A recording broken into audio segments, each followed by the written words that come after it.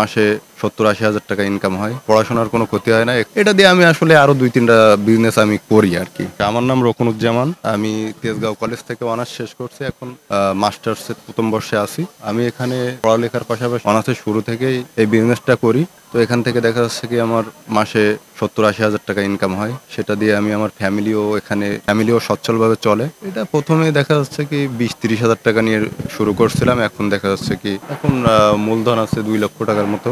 আর এই বিজনেস থেকে প্রতি মাসে আমার ৮০-৯০ হাজার টাকা ইনকাম হয়।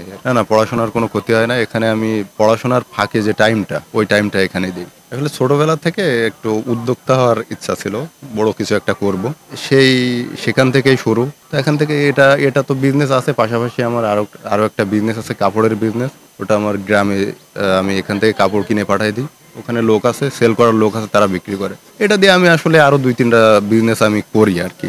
না, ফ্যামিলি থেকে কোনো বাধা দেয় না, আমি আরো ফ্যামিলির সাপোর্ট করি আর কি। প্রথমে একটু বাধা দেয় যে না, কি কি হবে, সবাই তো চায় যে চাকরি করুক।